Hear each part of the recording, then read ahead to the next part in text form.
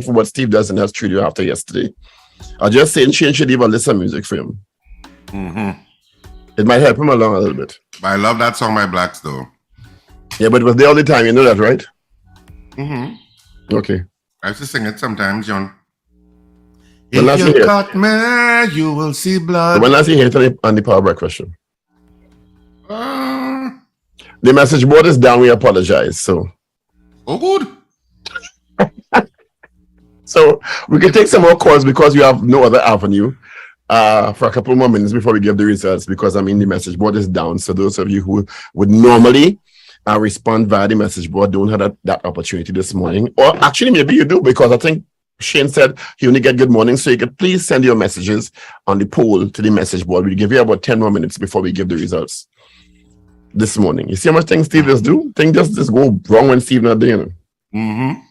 So do you think that the dress code in government offices needs to be reviewed?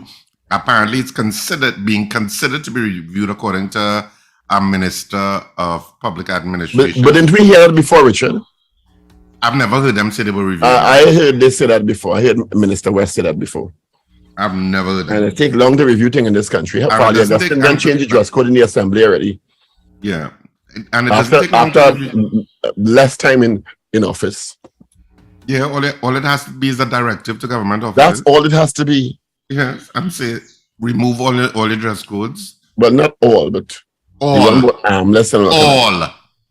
They could go in there naked? All. No, that's and I know people will come with that. That's extreme. People are not just going to come. Most Trinidadians are going to dress appropriately. I agree. So all dress codes need to be removed. So don't tell me, somebody go come naked. No, they'll be refused and say, obviously you can't come in. And who's going to come naked to an office anyway? It's Trinidad. So that's obviously somebody with a mental condition. So obviously, in my opinion, all should be removed. So we're taking your calls. You can let us know what you think, and please send us messages to the message board. Let us know. Because there's some offices that have no dress code and they function. Like for 10 minutes this morning. Yeah, there's some offices that have no dress code. Don't they function? Your office has a dress code? No. Okay. Zero.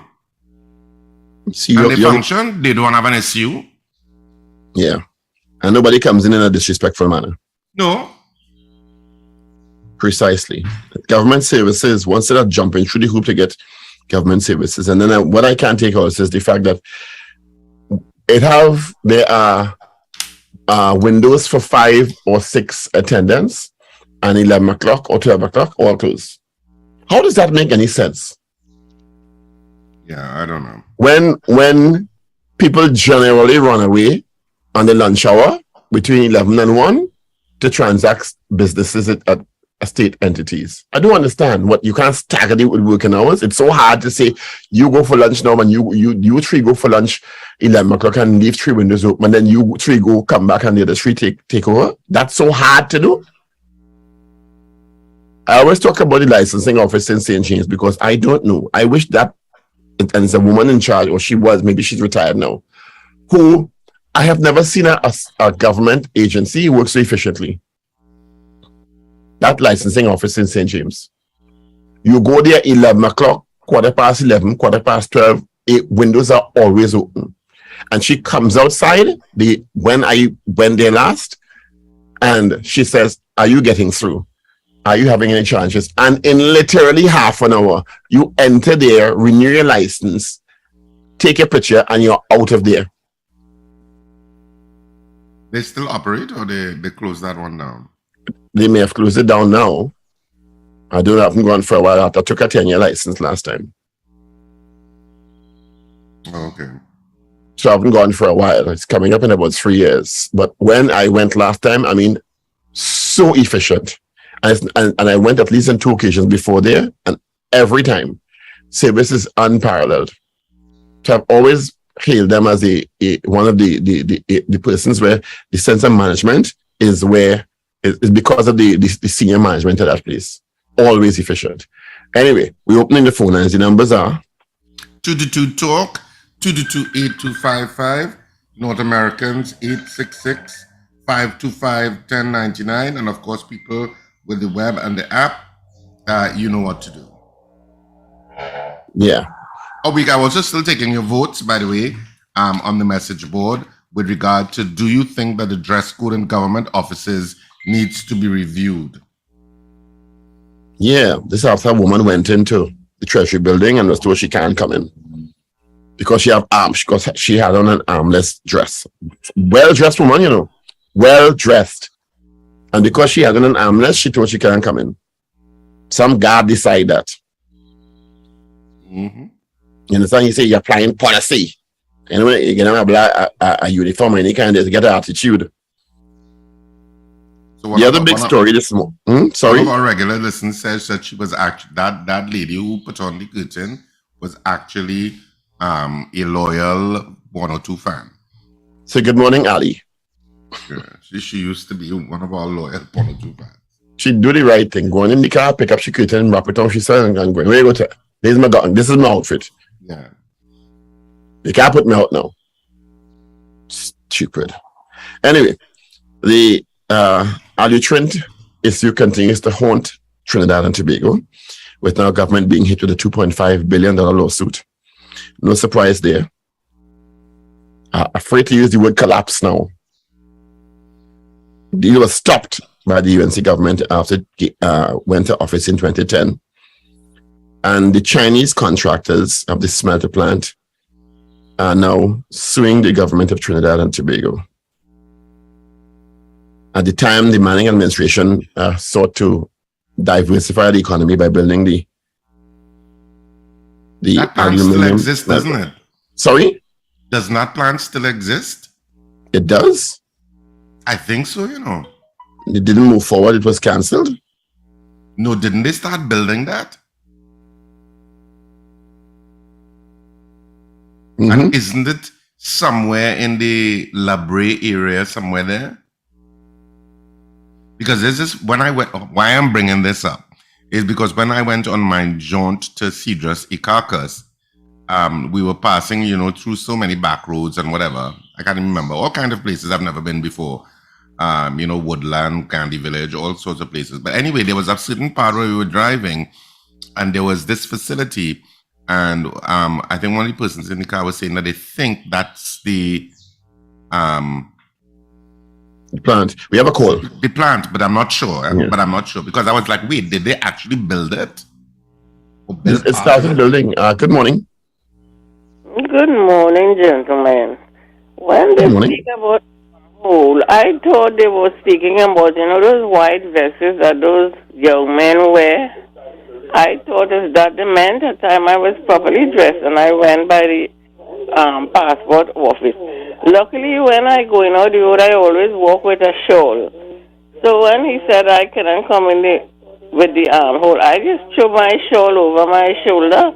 But I think women, I hardly have any thing with sleeve in my closet, so I always walk with a shawl, else you're up the creek. Yes. Or your shawl or a pashmina or something like that.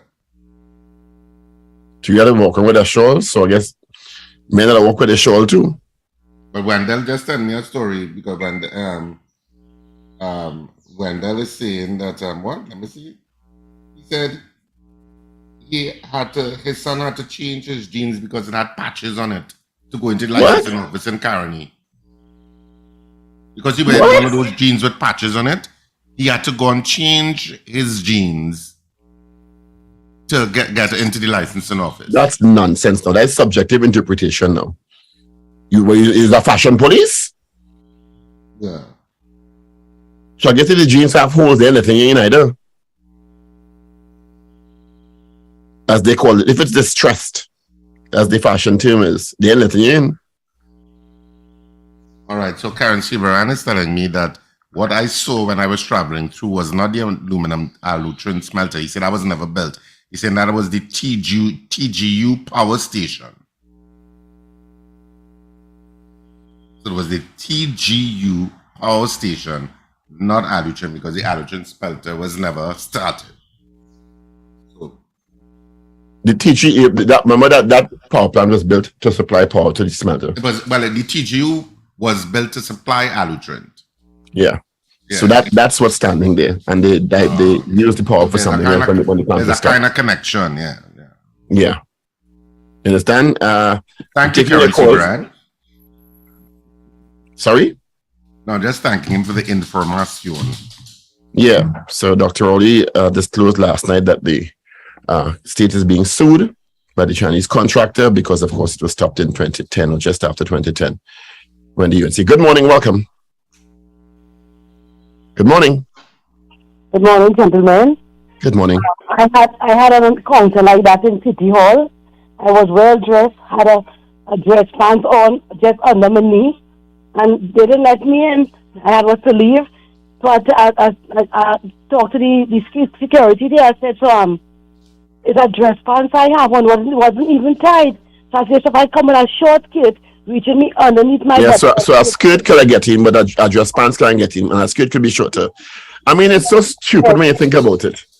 It is. It really is.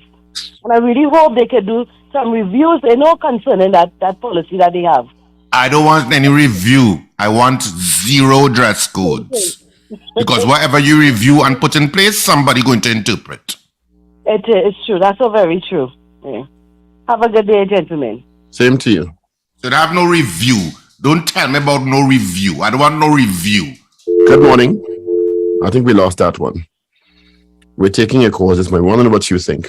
And you can also talk about the Vincent Nelson imbroglio. And of course, we're taking calls about a question this morning. You can weigh in via the phone. Do you think good morning. Dress code state building should be. Good morning, Mr. Ragoobarsingh, morning, sir. Morning. Well, I know they tired tell you can't get in, Mr. Patrick. Boy, I went on the port already, boy. They put me out, yes, boy. They put me out on the port. And that place hot and sweaty, boy. And I dress up in my nice 3/4 pants and this and that thing, boy. In a tropical country. They put me out. So they say, well, my wife could go in. I say, well, girl, you got to go and handle everything inside here. But the Allutin thing, I go when Mr. Arnold Robert and they was processing Mr. Forestry, but that thing, boy, they said they will kill me. They will kill our each other and you get prostate cancer kind of thing. So, I know Robert and the Sanders in Tobago protest again and shut it down. They boy are well power, boy. But I was reading something just a while back there. Tobago, the Virgin Atlantic discontinuing the flight. They say the thing it's not Profitable. viable.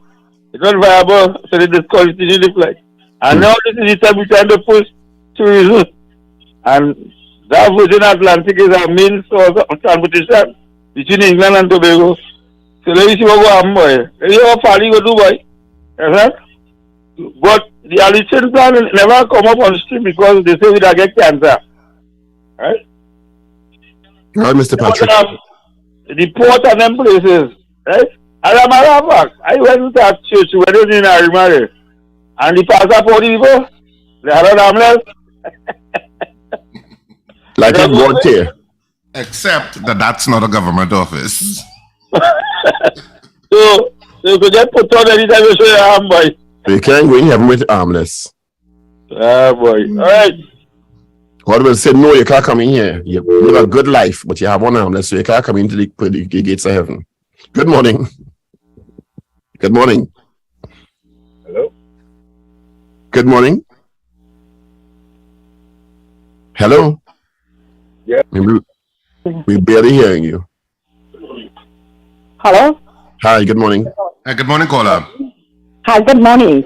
I am talking about the dress code. My niece went to licensing office and she went with a slipper in her feet.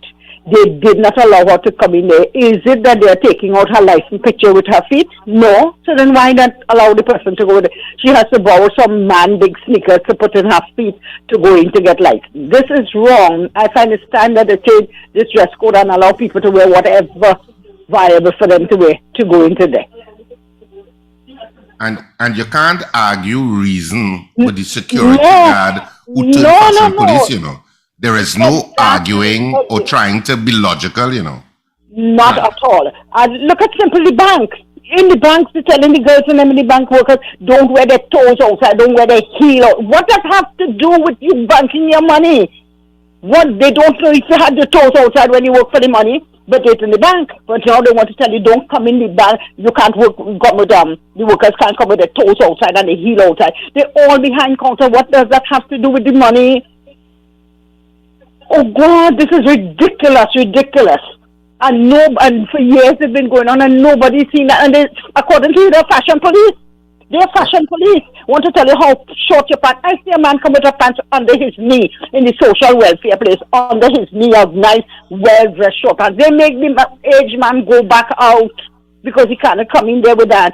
So out he goes. They don't know where this man comes from with his last $20, pay his passage to come. You send him out, so he has to go. Where would he go and get a long pants now? Buy one? No, this is ridiculous, and I find it's time everybody get on board with this thing and let them stop this foolishness that is going on. Yeah.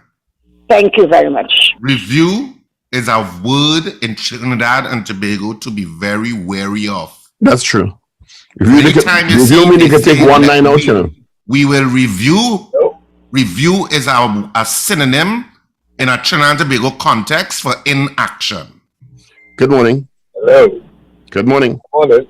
Morning. Two great stories.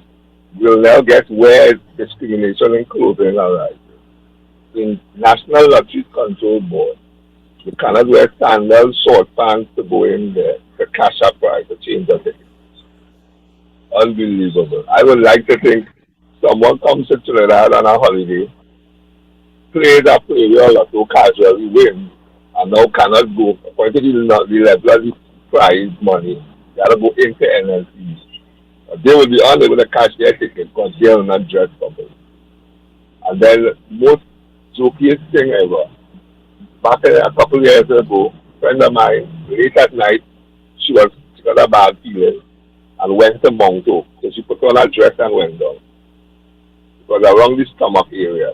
And the nurse chastised her for wearing a dress, which meant the doctor had to pull up everything or pull down everything to get to the area. She should have worn a skirt and a top where you could just pull down easy or raise up easy to just create that space only for the doctor to operate and to work on. Jokey. Hello? Yeah, and you be listening. Yeah, two examples of dress code discrimination in my context, my view. Thank you. Yeah. Thanks, Colum. No, because Karen Sibran is also giving me some information. He's saying that for workers, the type of footwear has HSE implications. Employers have a responsibility to ensure that workers are in a safe environment. So I know workers may have dress codes according to the business that you belong to, and some of those may be safety requirements. I'm not so sure in a bank if you're exposed to or exposed heel may be safety issues. I don't know if they expect some register to fall on your foot. I don't know. But certainly I know business places will have dress codes for their employees, because sometimes you have uniforms, etc., etc. So I understand that you will have some sort of dress code for employees, but a bank is still private enterprise. When you're talking about government offices, taxpayers' money fund the operation of those offices.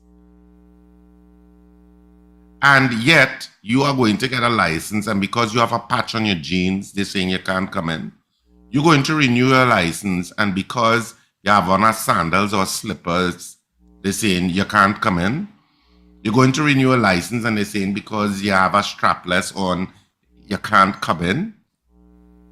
Simply to take a picture for a license and to renew a license is a kind of a way, in other words, of not doing your job. It's like you're doing a filtering system, in my opinion, of saying, you know what? I see who coming in with kind of bad clothes there and stop them, because bad clothes is subjective. Yeah, I may feel to work too hard today now, so find some reason to stop them. It can get as ridiculous. We have a call. Good morning. It can get as ridiculous as that. Mm-hmm. but properly subjective. Good morning. Morning, gentlemen. Everybody have a story. I have one. I came from New York to get my birth paper, and I went into the office. I was staying in a Rima, so I came to Port of Spain early in the morning, went to get the birth paper, and was told my pants was out of 3/4 pants. I can't get that. I can't use that. I can't enter. I had to go across the Frederick Street by Woodford Square somewhere there on Frederick Street, and buy a pants, a pair of jeans, and then go back. Now I was behind far in the line now, and spend the entire day to get my birth certificate. Now that jeans has been christened, has been baptized. I now ask my wife, where's my birth paper jeans? Because it has a name. The special jeans is birth paper jeans. Okay, so yeah, where's my birth paper jeans? I need to wear it, you know. Honestly, that's not a joke, eh? I really do call my birth paper jeans. And the one with the lady, when the lady put it on the curtain, for those of us old enough, there was an episode of Carol Burnett where she had to go down to a ball or something, and she used a pair of some drapes from a window, and she wrapped it around herself, and she appeared in the ball with this lovely, coming on the stairs with this lovely set of drapes around her. I don't know if you all remember that episode. Yeah. Yeah, so but that's my story, and I have a nice reminder, the birth paper jeans. Yeah. All right, have a nice day. Well, we have to say thank you to Alison Backus for at least getting the topic on the national conversation to some degree, and because of wearing that curtain. I believe she is listening. So good morning, Miss Backus. And call us if you can, please. Yeah, Alison Backus. I believe she's listening. So thank you for having the conversation or causing the conversation. And you see this, Paul, I am sorry. Anytime a government say we're going to review something, that there's nothing to review. And they're going to take forever to do it. I've heard that before. We have a call. Good morning. Good morning. Good morning. Good morning, Richard, Steve, Wendell, Paul. Morning. Morning. Hi. Bernadette here. Richard. Hi, Bernadette. Hey, Bernadette. Yeah. Belated happy birthday to you. Thank you very much. I went to see about my birth paper in Arima about 2 or 3 weeks ago, but I had on a 3/4 pants under my knee and a jersey. So the same thing, the lady come down, she look, you cannot come up, you have to change that wear. A gentleman and myself. Well, I don't know where the poor gentleman came from, but I just had to go home and change my pants and come back. But when I reached back, I was telling somebody, you say, you know, you wasn't supposed to do that. You're supposed to take them up on that and thing. But, you know, I wasn't in that kind of frame of mind that hour of the morning, Richard. You know, and you know what also? That's the only place you can get that service. So you have no choice. You have the mercy. That is it. And I needed to get in and out of Arima quickly to come back home. So I say, but what the hell is this with these people?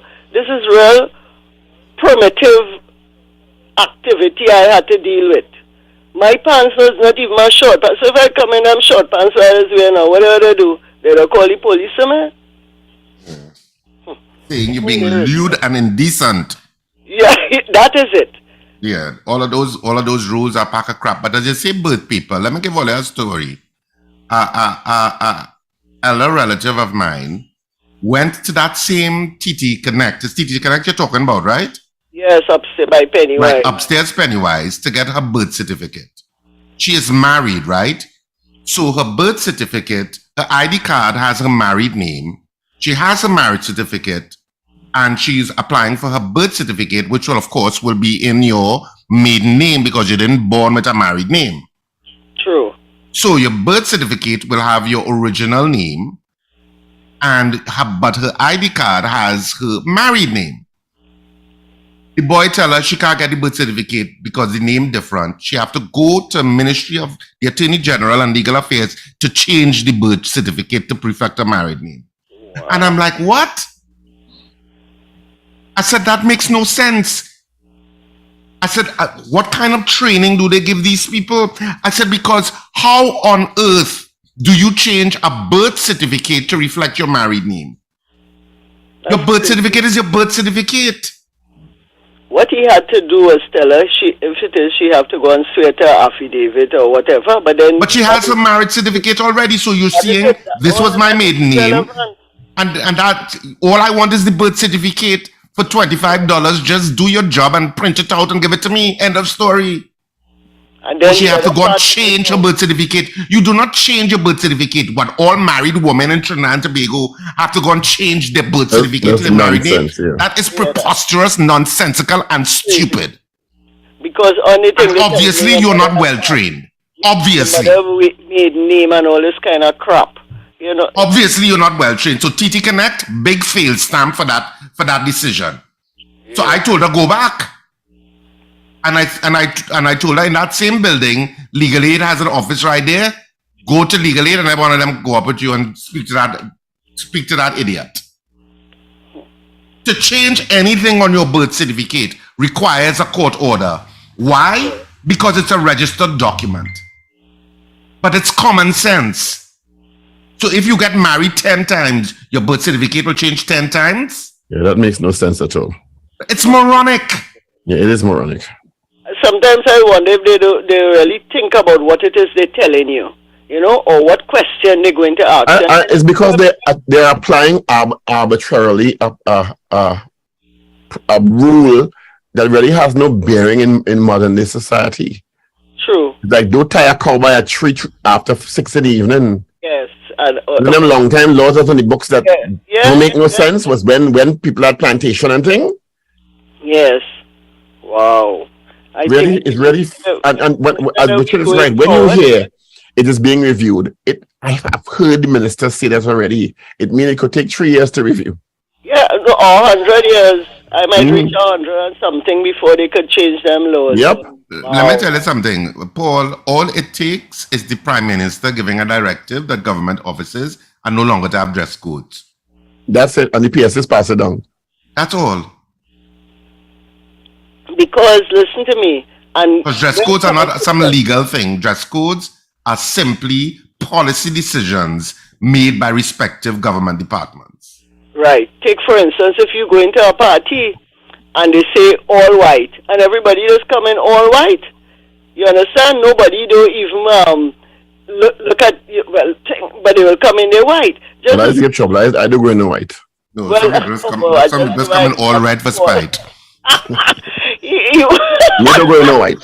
Don't tell me what to wear. I don't have to pay for your ticket and you tell me what to wear. But listen, Richard, on another good note, serious note. Well, the other one was serious. I was traveling, what day it was, in the bus. But you know, now I could travel free in the bus. So I met this child. This child came in the bus from City Gate, and he had on a CIC uniform. Well, you know, I went crazy. And the child come and he sat next to me. So I am asking him, what form are you in here? And he said, Form 6. So, you know, I told him, so that's my grandson, alma mater, blah, blah, blah. So I asked him, I said, but what school?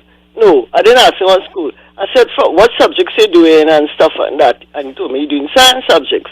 So I asked him, well, what school you came from? No, what school did you come to CIC from Form 1? He said, no. He just tell me, you know, what school he come from, Richard, and you all people there in that thing? Mount Hope, well, I call it junior sec.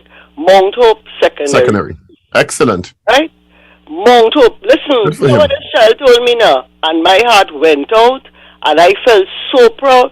He said, Moms, you know, I got distinctions and ones from Mount Hope Secondary School. Nobody put up that. Nobody advertised that. He said they honor him in his class, and he just applied. He wanted to do Form 6, but that school don't have. So he applied to CIC, and they took him. I felt so proud of that. Very good. Huh? Very good for him and his parents. He clearly has a good support system. Yeah. Of course. But then he said in between, while he was doing his CXC, his father came and died. Right? And so he had, you know, problem, you know, tension, you know, this. And look at what that child came out with. Come on. Right. Very good. Good for him. All right. Yeah. All right. Thank you, Bernadette. No problem. All right. I think Alison Bacchus is trying to get onto us, so we'll see if she calls in. Of course, Alison is who would have draped herself in the curtain to go into the Treasury Department. But it was yesterday, the day before. Good morning. Alison, if you're listening, please call it. We just want to have a quick conversation with you. Good morning. Good morning. This is Alison. Hey, good morning. Good morning, Alison. How are Ali you? Berry. Ali Berry. How are you? Good morning. I am well. Well, you spark a I'm national well. conversation on dress code in government buildings. Yeah, this is Paul. Yes, it is. Yes. Hi, Paul. Morning. Morning. Yeah, you know me well, but yeah. This is Yes, I do. so let's hear about your experience. Yes, tell us about it. All right, my experience was very mundane thing. Get up, have 2 government checks. As you know, I'm a caterer, so I had 2 government checks in cash. Got to the Treasury building, and on entering, I just walk up the steps. The security guard, very pleasant, greeted me by the door and say, "Ma'am, you can't come in here with your arms exposed." And I'm like, "Huh? In the bank?" So okay, your girl and rude. Walk down the step. My car was parked on the other street. I think it's Abercrombie Street is the name of that street. Walk to my car. It's a good thing you're fit. Yeah. All of that, yes. So I just walked to my car, open my car, a plastic bag, piece of curtain watching me. As I said, watching the curtain watch back at me and say, look, me here, I pick up my curtain. As I said, we going to the bank. Went back, walk up the steps. Of course, I still have my curtain in my handbag. So I know the security saying, but I just tell that woman that we should go in.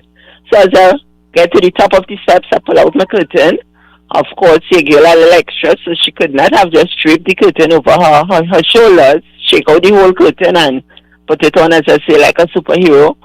She, with laughter, opened the door and ushered me in. And that was basically it. Eventually got my check cash, came out, random person passing on the street, asked them to take a pic, got home, posted it on my Facebook page. While I know how serious it was, because I was livid, but I was just disappointed that we still at this point. So I posted it because of what seriousness it was, but because of how I thought I dealt with it. And my friends found it was so funny. And one of my girlfriends, she took it and she reposted it, and here we are today. So where it is that you were actually entering that they stopped you? Was it a government department or was it a private establishment? No, it was the Treasury building, which is a government okay. institution. Okay, I just wanted to clear that up. The Treasury building, 10 cash checks, yeah. Now imagine if you didn't think quickly, you'd either go and buy a top or go home and change your clothes. Anybody to access a government service. Yes. And I saw the picture online. You weren't immodestly dressed. The skirt was down to your knee, and you were well dressed. And that is my point. It's just my arms were exposed, and I'm thinking, what is so offensive about a woman's arm? What is so vulgar that? And the thing about it, Paul and your co-host, I didn't get his name. Richard. Yeah, Mr. Ragoobarsingh. Yeah, what I'm thinking is, especially what I know of the Treasury is basically to cash checks. I don't know if it have any other services. That is what I know. I'm speaking from what I know. So you go in, you hand them your check, they tell you the necessary paraphernalia that you need to get your check in cash, and you walk back out the door. What is the issue with your attire, especially your arm exposed? You go, you do your business, and you're gone. You're not going for a job interview. And as I was saying, I am not about throwing out the baby with the bathwater. I understand there are rules, there are regulations, there are things that have to be had to keep a certain standard. I am all for order. I understand that. That is not what I'm saying. What I'm saying, some of these things are archaic, antiquated, and makes absolutely no sense. Yep, in present modern day life. It ain't like we're reporting to the Queen no more. And as I said, Queen Elizabeth went in Parliament, the late Queen Elizabeth, and with her armless in Parliament. You understand? Michelle Obama, and we like, and the thing about it, and why I would bring these people is because we like to emulate and we like to talk about these people. These people present themselves and they do conferences and things armless, and they look very stately, very lovely. Nobody look vulgar. I don't know what is the issue here in Trinidad and Tobago. Remember, In we're subjects. 2022? Yeah, remember, we are subjects and we need to be controlled. Oh, yeah, it would seem so. That's what it is. We're subjects, and the rules come from where we are a colony, and we need to be controlled. That's what all those rules are for, to control what they taught us law and order. And I beg to differ with the sentiment that are saying they give Trinidad an inch and they would take a yard because everybody would just want to. I disagree with that, and you know why I disagree with that? On any given day, you're walking up and down Port of Spain, Scarborough, Sawa, San Fernando, Princestown, the average Trinidad and Tobagonian about the business are what we would call properly attired. You don't see people walking around the place half naked. Of course, the exception is not the rule. And sometimes you might see something that might raise the eyebrow a little bit, but that is not the rule. Absolutely, so it isn't. No. So I don't know what is the issue. And there are some government offices that don't have dress codes, or government-related offices that don't have dress codes, and they survive and function. To do this video. You see, and that's my point. So what is the issue? What is the issue? Why you have somebody sitting in an office decide to write a long memo and say they can't come with this, they can't wear this thing? What is that about? Nope. What is that about? What it is that is it power? You feel you need to have a kind of power to dictate to somebody what they should do? People generally know what is expected of them. Generally. Yes, and I totally agree with you. Yes, I totally agree with you that the vast majority absolutely, and if you were to get somebody who was exceptional to the rule, it's very rare. It's very rare. It's very rare because because some of those officers who don't have dress codes, as I say, they function, and people come in and nobody's turned back. Yeah, and besides nobody's turned back, I sure nobody come in there in a eyebrow raising moment that you'd say, hey, no, because people just conform. They know they're going to wherever, but don't tell me I can't come in because I have on a sandals or because you have on a 3/4 pants. Yeah, but we were just talking about Wendell, who's also a coach, and his son went to the licensing office in Caroni, and because his jeans had, their jeans with patches on it. Yes, yeah, the shirt. They tell him he can't come in with the jeans with patches. Yes, I witnessed that. I witnessed a friend of mine in the Sandy Grande passport office going through the same thing, and she had to come out, put on her husband's track pants, and go back in to take a passport, but they were taken from your neck up. That makes sense?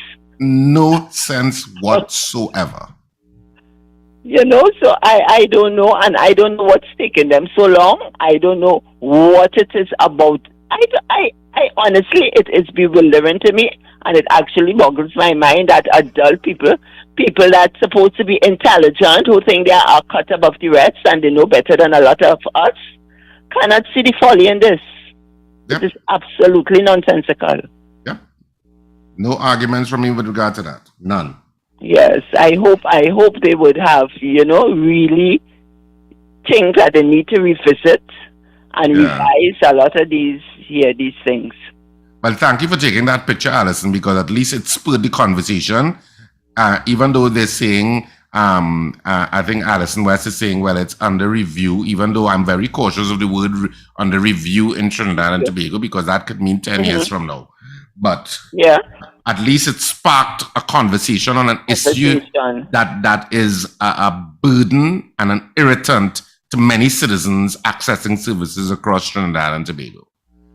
But I think Tobago has removed theirs under Falia. Yes, Tobago has removed theirs, yes. So, I totally agree with you. Yes. Thank you, though. Thank you for highlighting. So thank you for having the conversation with us this morning. Yes, thank you so much for, highlighting it and all that. When I did it, I didn't even envisage that this is what would have been the outcome. But to God be the glory. Yeah, absolutely. Thank you. Thank you so much. Thank you for having me. Okay, great. Have a great day. Yes, so that was Alison Bacchus, of course, the person who would have made the rounds on social media yesterday with regard to wearing the curtain to enter the Treasury building because her arms were exposed. Ooh, major felony. Your arms have been exposed. So therefore,